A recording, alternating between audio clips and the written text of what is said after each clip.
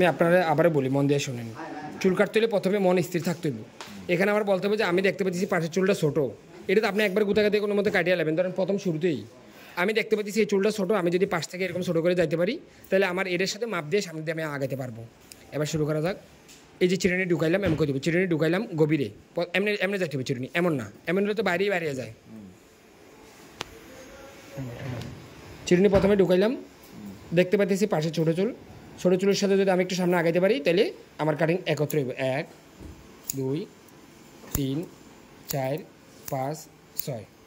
এই যে এবার আমি দেখতে পাচ্ছি আমার চুল রয়েছে, কিন্তু এই ধরনের চুল হইলেও মাঝখানে একটা ডাবল লাইন আসতে পারে, তখন আবার ব্যাক যাইয়া এটা আস্তে আস্তে কাটতে হবে। প্রথমবার কোপটা দেখেন, কোপটা বড় বড় চুলের ছোটো করে নেওয়া। 1 2 3 4 5 6 7 8 9 10। প্রতিবার আমি যে পিছনে যে চুল কাটছি এটাকে ফলো করে কাটছি। কেমন, আমি আবার কাছ থেকে দেখাই। এই যে ছোটো, এই যে বড়, এই যে ছোটো, এই যে বড়, এই যে ছোটো, এই যে বড়, এভাবে দেখতে হবে।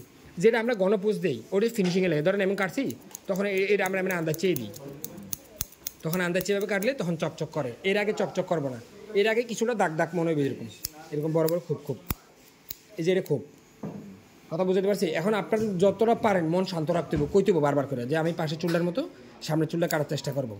মাথা কিন্তু গোল, এই পজিশনে কিন্তু আপনি এখন এমন ধরলে চলবো না। আর মাথা যখন গোল, আপনার এই পাশে ওর এই পাশে চলে আসে এভাবে নিতে হবে, তখনই কিন্তু পারবেন। নাহলে কিন্তু বারবার এমন ওই কাটিং মিলে যাবে, গাই এমন হয়ে যাবে, এমন মিলে গেলে কিন্তু কাটতে পারবেন না। যদি এরকম সিরিয়াল মেনটেন করতে পারেন, নিজের এইভাবে সিরিয়াল মেনটেন করতে পারেন লাইন বাই লাইন, তাহলে কিন্তু আপনি দেখতে পারবেন যে এটা কাটছি, এটা কাটি নেই। মানে এমন করা যাবে না, এমন করতে হবে প্রত্যেকবার। ঠিক মেশিন দিয়ে চালানোর সময় যেমন মেশিন পায়ের পজিশন চেঞ্জ করি, এখানে এই জিনিসগুলো ফলো করতে হবে। ধন্যবাদ।